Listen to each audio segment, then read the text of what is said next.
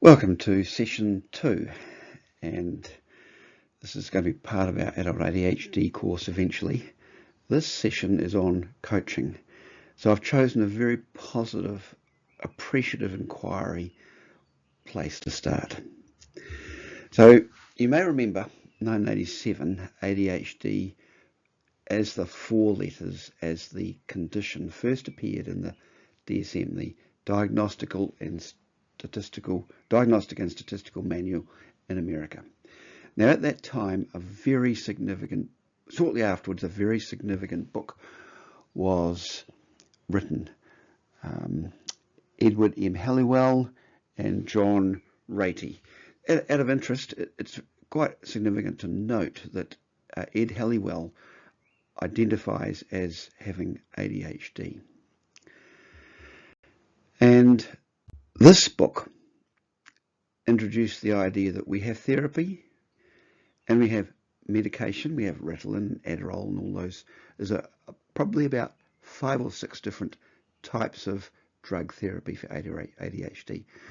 But these guys introduced the concept of ADHD coaching.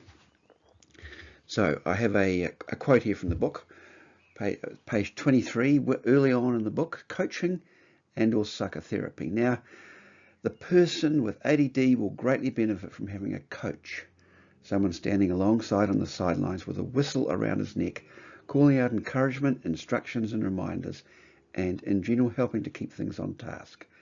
People with ADHD thrive with this sort of structured encouragement and they feel lost without it. Group therapy can provide this most excellently. Traditional psychotherapy may also be indicated if depression, problems with self-esteem or other internal problems exist. Okay, at that stage also, there was the first of a number of books and quite a strong movement. This book says there is no such thing as ADHD, and there are other books along these lines.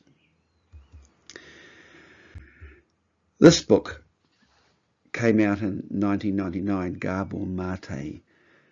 It's actually beautifully written.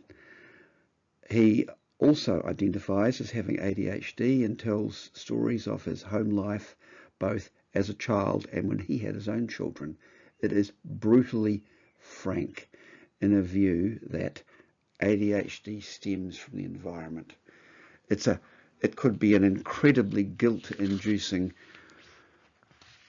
piece of work for some people. So there was this start at this stage of a whole popular literature around ADHD. 2005 on women in ADHD. This is I did a look up, and I've read several books on my Libby app, and a number of them I had to wait 5 or 6 weeks to get hold of them to read them. This is a very current and strong kind of theme of the 2 types of ADHD, impulsivity, the hyperactivity and the inattentiveness, those 2 types. It seems that statistically women are more on the inattentive side. So what this means is you have your typical annoying teenage boys, hyperactive and easily or more easily diagnosed with ADHD, and the woman, the girls, sometimes sliding under the radar. And it's become a thing. There are some wonderful podcasts written for women by women. So that's just a little comment about the surrounding the writings, the books, and so on. What goes on aside ADHD coaching? Now, these are not original quotes. ADHD is a diagnosis, not an excuse. There are 3 things. It is very, very hard. It is very tiring and exhausting. And it can be very painful, but it's not an excuse. In other words, it's something we need to work at and look at. And just another little comment, pills don't bring skills. While some people experience an enormous amount of relief from medication, sometimes it's only short-lived, or sometimes it's not possible to be on meds for too long because they just knock you around in other ways. We need to be building our own skills that suit ourselves. There's a saying in the autistic community, came out of the advocacy movement in the 1990s. If you've met one autistic person, you've met one autistic person. The message is people with autism are so different, and it's the same with ADHD. And you can learn from your coach. I've got a little picture here of someone playing football. You often don't need much coaching, just to set you in the right direction, and then you go out and you practice and you do it, and you have the responsibility. I have here a rather long quote which I hope would summarize some of the intent and focus of this. It's just some pretty random ADHD coaching site that I quite like. ADHD coaching is a collaborative process which helps clients identify and address their needs and achieve personal goals. Coaching often focuses on developing practical skills and strategies to allow clients to cope better with the main struggles that come with ADHD. ADHD coaching complements other treatment options such as medication, neurofeedback, and interventions.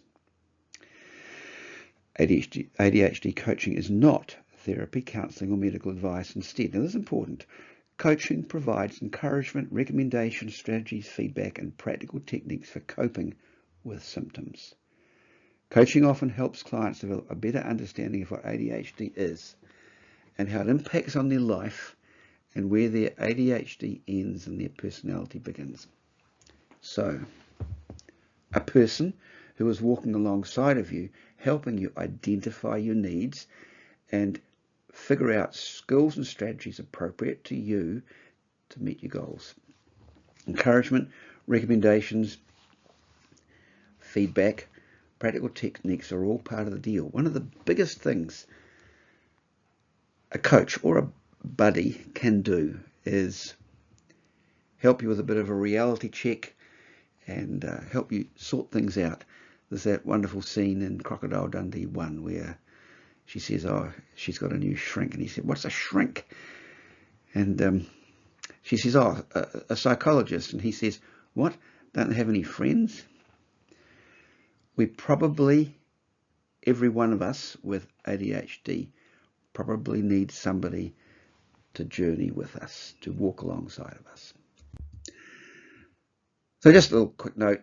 This is a book which is, it's got some elements of disorganisation in its setup and layout and that, but it's quite an interesting book if you're interested in pursuing this further. Coaching your ADHD brain to take control of your time, tasks and talents. Nancy Ratey is a famous ADHD coach. All right, that's all for this little section on coaching.